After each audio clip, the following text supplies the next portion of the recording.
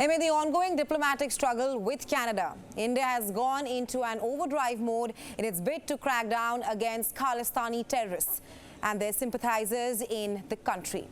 Well, in the latest, the NIA conducted raids at over 50 locations across India in a bid to nab the Khalistani terrorists. Well, to talk more on the latest developments, we have with us Captain Alok Bansal, Director, India Foundation. Thank you so much for joining us on WION, Captain. Thank you. Right. Now, Captain Bansal, India earlier seized multiple Khalistani terrorist-owned properties in India's Punjab district, and now the NIA has stepped up its clampdown.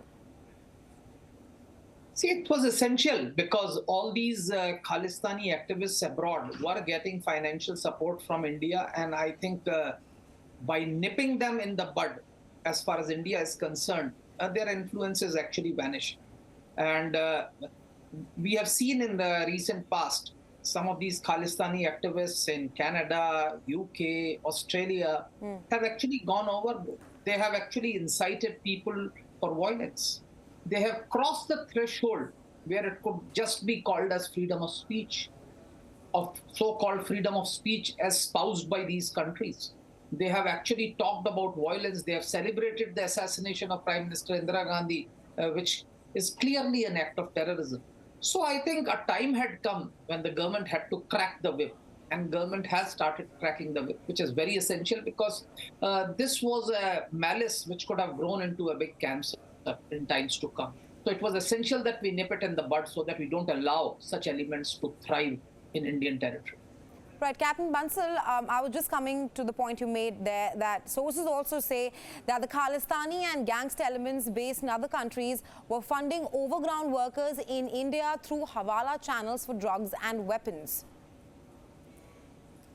See, there is no doubt. Firstly, we know that the Khalistani activists have been in collusion with ISI. The whole Khalistani game plan was a Pakistani construct. If we go back in history, we'll remember that this was Ziaul Haq's way of getting back in India.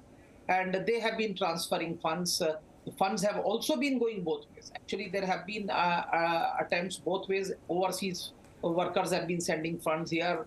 There have been some literature, some support which has been going from within the country to outside also.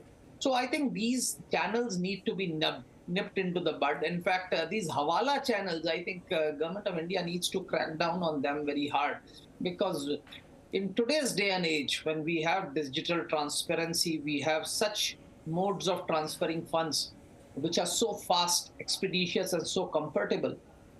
People still going for Hawala is unacceptable. And I think if we can eliminate Hawala completely, we would be able to curb this sort of elements to a very, very great extent. Right, Captain Bansal. Now, the killing of Hardeep Singh Nijjar has triggered a diplomatic row between India and Canada that we've been closely tracking here on WION. While Trudeau has said that there are credible allegations of India's link to the killing, it has not provided any evidence in the public domain despite India asking for it time and again. See, obviously he has intelligence inputs, and Canada's stance has been that intelligence cannot be evidence. That's what they have been saying, propounding it publicly.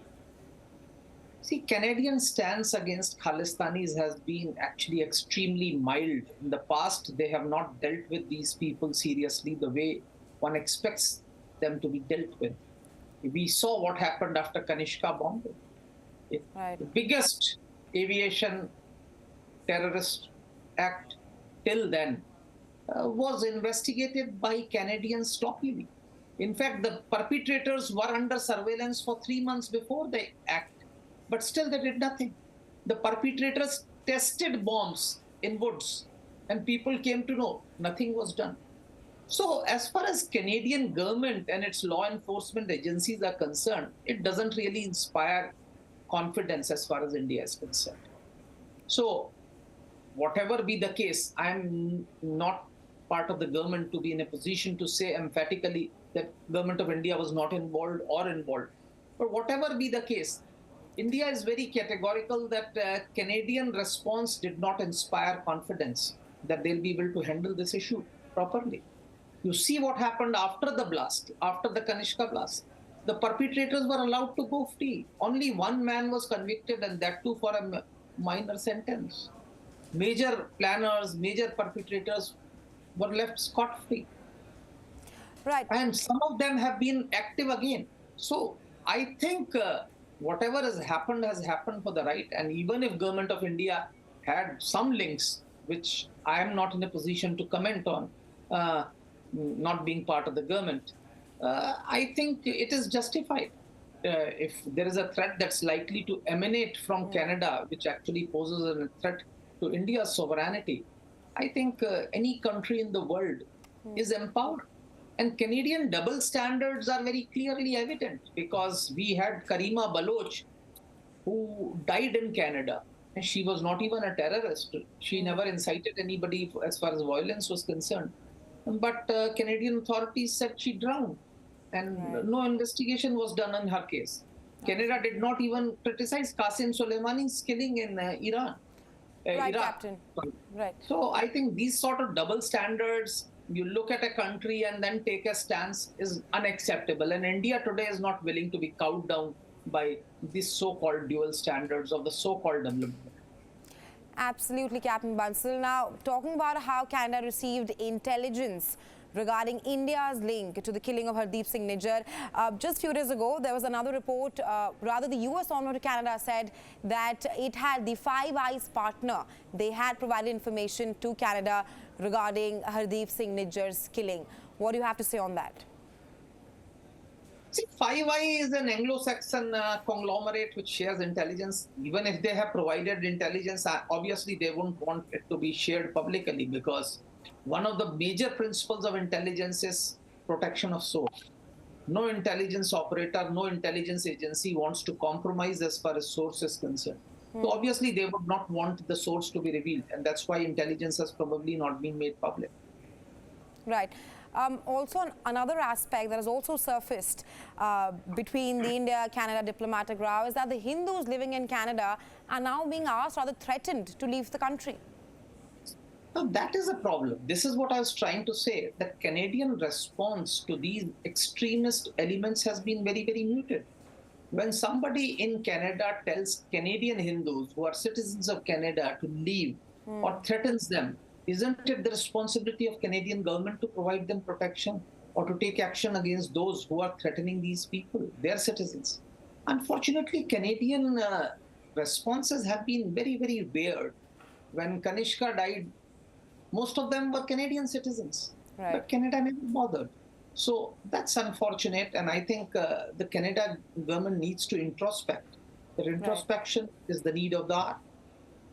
Right, Captain Bansal, my last question to you. With relations between India and Canada, we've been talking about how it has clearly plummeted with tit-for-tat diplomacy. How do you see things going forward?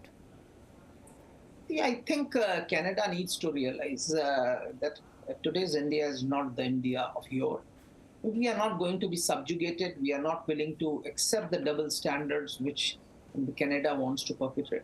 And if Canada wants to increase the tensions, we are unwilling to bow down. And I think in the ultimate analysis of things, it will be Canada which will have more to lose than India. Obviously, nobody wants bad relations. A large number of Indians go to Canada. We have a large Indian diaspora there. Here, I would also like to say one more thing. I think there has been one failure, I think, on the part of the Indian diplomats in Canada, that they have not been able to marshal the nationalist elements there. Please understand, there's a huge Hindu population, and even amongst the Sikhs, majority are nationalists. Please understand, there are so many ex-servicemen in Canada. There are so many ex-servicemen, dependents in Canada, even among Sikh diaspora. So it's a large chunk of people who are extremely nationalist, pro-India. We have somehow not been able to mobilize them to counter these extremist elements who are not only in minority, but have been extremely vocal. Unfortunately for us, they have managed to capture Gurudwaras. But I'm sure we can help the nationalist elements come together and mobilize opposition to these hardcore extremist minority. Right, absolutely, Captain Bansal.